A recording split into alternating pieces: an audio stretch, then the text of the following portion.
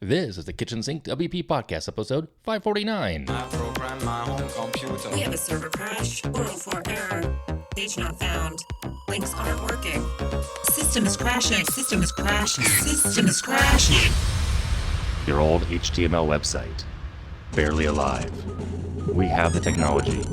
We have WordPress. A new website, better than it was before. Better, stronger, faster.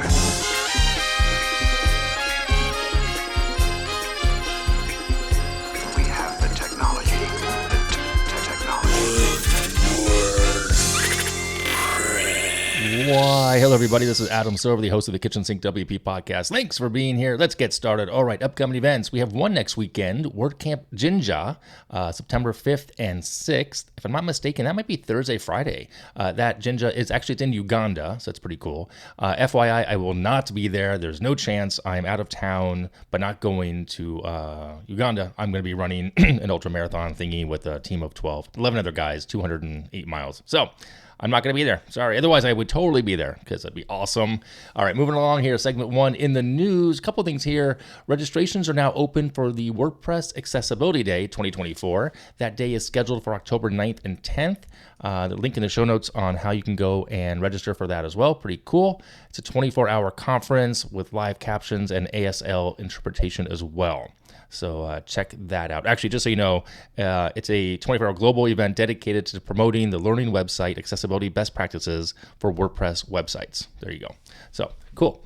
Also in the news, for those of you using FreshBooks and Stripe with your FreshBooks account, you might have gotten an update here that you need to update your site, your account on the FreshBooks side of things. They're changing to FreshBooks payments powered by Stripe. I have not yet done this. I was going to, but then I realized it's going to take 7 days before I get payment. It was too soon to the beginning of the month. I didn't want to delay any of that. Anyway, I have until like the 11th of September or 12th to get it done. And it looks like I will have to create a new account within the primary FreshBooks account. It's kind of weird. I think the reason they're doing it is clearly control and money. I think they can then have better, they get to keep more percentage on the back end. You know, credit card processing, it's a big deal. And so it's a big moneymaker. And if you're part of that business, you know what you're doing, I guess. Anyway, so if you're running FreshBooks and Stripe, you're going to need to go in, log in, and take care of that sooner than later. Otherwise, you'll break the payments gateway and getting processed money. So there you go. Keep that in mind. So I'm using FreshBooks. I use Stripe. Now I have to fix that. All right. Moving on. Segment 2, the meat and potatoes of this week's episode. The day this episode lands, I am celebrating 8 years of running my WordPress agency full-time. And in case you're new here, that agency is called Concierge WP, and the tagline is, relax, we've got this. So, as I've done in the years past, kind of do a review here, and another year has passed away. I'm grinding away. And to be honest and fully transparent, as I often do, this past year was not easy. A multitude of things are the overall reason. And in full transparency, I'm going to share 3 main areas to focus on this year: money, opportunity, and family/health. So starting with financials. At the end of last year, December 2023, I made the decision to take a break from biz dev starting January 2024, like the beginning of this year, for a reason I'll get to in section 2. But not being out there selling, doing business development, my job, my part of the company, like I own the company, but that's my role. Not doing that was not going to happen. I was taking at least 3, if not 6 months away from that. Now, for the record, I did discuss my plan with both my wife and my project manager. They are 2 different people. They both understood the ramifications, since I wouldn't be prospecting for new business, and we still had MRR. MRR, by the way, stands for monthly recurring revenue. And if any projects came in organically, just kind of from either current clients, past clients, or something new on its own, we would more likely accept them as long as it fit the model of business that I was running, if you will. Now, on the issue of MRR, this is what I want to share and what that looks like, because it seems to be kind of mysterious to many people. You know, we can kind of figure it out, like someone says, I do this much in MRR, and you can kind of look at their website and see what their monthly recurring rate and their monthly fees are. You take an average of the middle, medium, low, high prices, whatever. So over the past year, 8 years, I've had my MRR as high as about $4,500 a month on like the best months. And that was, I think, middle of COVID year, like, 2020, to 2021 was really good because of prospecting and seeds that I planted the year prior, or years prior. Most recently, this past 6 months, because of post-COVID and losing clients and not prospecting, most recently I've dropped to just over 1,000 in MRR. And then, you take the Stripe fees out of that, you can do the math. It's not great. It's not pretty. And yet I still have expenses. I still have a developer. I have a PM who works on project-based hourly. So that's been some savings. I've been cutting costs. I've been turning off certain services, etc.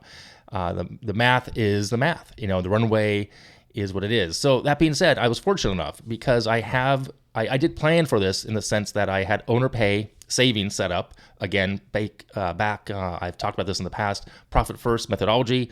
I could still pay myself, still cover bills. So yeah, the money is the runway of funding a 3 to 6 month sabbatical, if you will, or not prospecting. Not really sabbatical. There's a reason here. I'm sharing all this, is slowly running out. Okay. That leads me to the new idea, the aspect here of opportunity. So why did I take a break? Well, 2 reasons. First, burnout. To be honest, I've talked about this a lot in the past as well. I was tired of selling / just running the agency. I tried to keep it going, even though it took the fourth quarter of 2023 and try to pursue a certain vertical market with the suggestion and help of a good friend of mine. But it just didn't pan out in my mind. I just wasn't engaging there. So the second reason, the goal was to use that time instead of prospecting was to build something new. That project was known as Your Pulse Monitor, YPM, aka YPM. And I've shared about that, and I was trying to build that in public. And I've also had a few other ideas, side hustles, if you will, silly little goals, and run, Adam, run. But YPM was supposed to be the primary thing. In theory, a new direction for me, because it aims directly at small business owners, people like me, people like you potentially out there. But it did not, and it has not gone well. Very sad about that. Now, why did it not go well? Well, I'm not really sure. Perhaps too much overthinking about the steps to take, trying to explain how it works. It's not convoluted and complicated, but I think I made it out to be more than that. I'm not really sure. Oh, well, that's not true. I'm not really sure to some extent. I think as I thought about this and preparing for this podcast episode, I think there's fear, for one, and also just the lack of accountability because, well, I don't report to anybody. So there's that. Okay. And that leads me to family and health. Overall, I'm fairly healthy from a fitness perspective, at least. I run, as I've mentioned, and I try to, eat relatively healthy. Mentally, that's a whole other story. Like many other entrepreneurs, the motivation of doing things ebbs and flows, especially if you're a solopreneur. And I've noticed some tendencies lately to put things off. And not just for half an hour, but I'm talking like for days, weeks, and now apparently a few months. Add to that the little bit of stress in regards to my aging parents, my father who is 93 years old. He is still working, crazy as that sounds. But it's good for his brain. His work ethic is amazing. I want to somehow tap into that. I know I can. I've done it in the past, but lately it's been a struggle. Now, he doesn't need to work. Keep that in mind. He enjoys what he does. He's an attorney, by the way. It's a second career for him. Became an attorney when I was born, actually. That said, I worry because he still drives to work, and he also has had a handful of falls this year alone. And he had a minor heart attack back in February, if I'm not mistaken, for which he was annoyed because he had to be in the hospital for 2-3 extra days. And then he was back to work 2 days after that. Anyway, the other issue here is my mom, almost 80, and she's having some cognitive decline post a stroke 2 years ago. And that's hard to watch, see, and also kind of deal with, especially being about 3,500 miles away. They're on the West Coast, I'm on the East Coast. So yeah. That's the kind of combination of things. You add all those things up, and here I am, 8 years later, a middle-aged business owner, ultra-marathon runner, with what is seemingly too much time on his hands and too many ideas doing stuff being in quotes, air quotes, if you will, but not really moving the needle forward lately. And the word lately honestly, it's not, I don't know how to say this, I don't know, 3-4 months. I mean, it's just too much time away from moving the needle properly. Anyway, so the takeaway this week, I'm not really sure what advice I have to offer you than the standard: work with intention, save some money because you're going to need it, listen to your body, take breaks mentally and physically. And, to put a little bit of levity in all this, I want to use the quote. I might have used this in the past. Ferris Bueller, one of my favorite movies of all time, summed it up pretty well. Life moves pretty fast. If you don't stop and look around once in a while, you could miss it. So, with that, 8 years. We'll see what happens in the next year, 2. Not sure what's going to happen right now. I'm at a crossroads trying to figure that out. Podcast will continue. The agency still plugging along at the moment, but I am giving that some strong consideration on what the next move is. I don't know, to be honest. All right. With that, we go on to segment 3, Tip Until the Week. This week's is a tip. It's a website. It's called Emergent Mind. It was put together by Matt Mazur. He's a past engineer that used to work. He's an engineer that used to work at Automatic, We connected by chance at a local Starbucks. It's a way to find top computer science papers on any topic. Pretty interesting stuff. I'm digging more into learning about the brain, some mental health stuff, so I've kind of found it interesting. I thought you might as well. It's over at emergentmind.com. I think that's what the name of it is. Let me double check if that's what it is. emergentmind.com. Link in the show notes. There's a free level, there's a paid level. I have no connection to it. He doesn't even know I mentioned it this week, so I just wanted to shout that out as well.